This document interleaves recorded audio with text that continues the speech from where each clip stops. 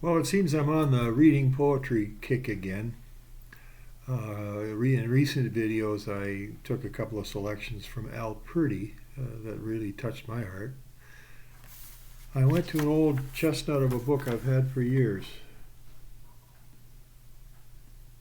the poems of Robert Service.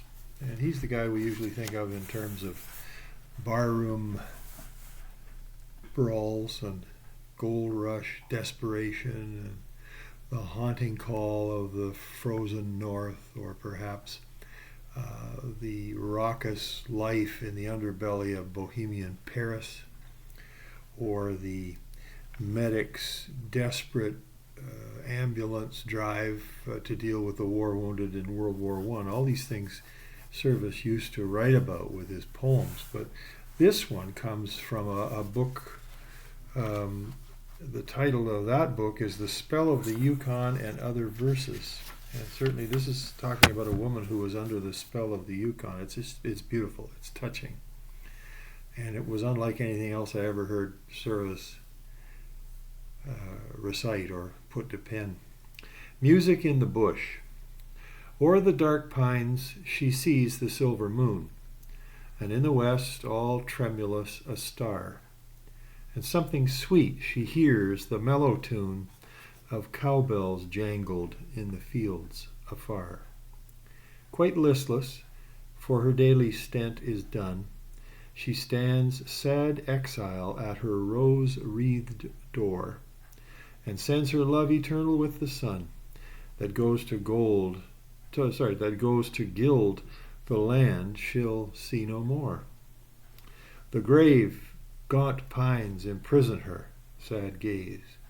All still the sky and darkling drearily, she feels the chilly breath of dear dead days come sifting through the alders eerily. Oh, how the roses riot in their bloom, the curtains stir as with an ancient pain, her old piano gleams from out the gloom, and waits, her tender touch in vain.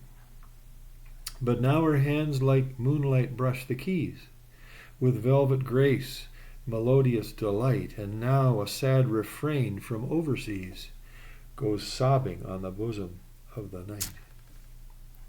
And now she sings, oh, singer in the gloom, voicing a sorrow we can ne'er express, here in the farness where we few have room, unshamed to show our love and tenderness. Our hearts will echo till they beat no more, that song of sadness and of motherland, and stretched in deathless love to England's shore, some day she'll hearken and she'll understand. A prima donna in the shining past, but now a mother growing old and grey. She thinks of how she held a people fast in thrall and gleaned the triumphs of a day.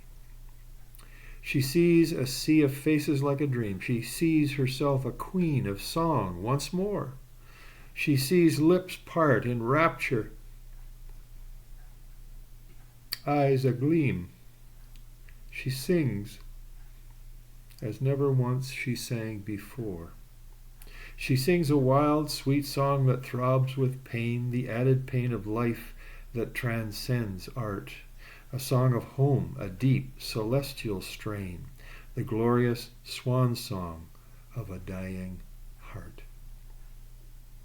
A lame tramp comes along the railway track. A grizzled dog whose day is nearly done. He passes, pauses, then comes slowly back and listens there, an audience of one. She sings, her golden voice is passion fraught, as when she charmed 1,000 eager ears. He listens trembling, and she knows it not, and down his hollow cheeks roll bitter tears. Whew. Can you feel the pathos? Who is she? It's a woman up north who's left England and left a whole tremendous celebrated career in music and song. Yeah. Let me finish.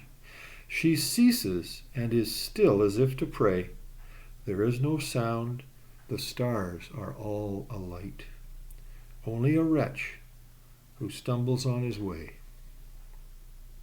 Only a vagrant sobbing in the night. Wow.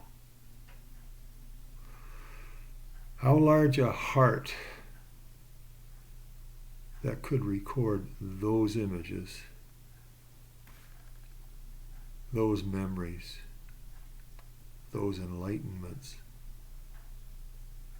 those things seemingly lost. Well, that's it. Thanks for listening. Robert Service.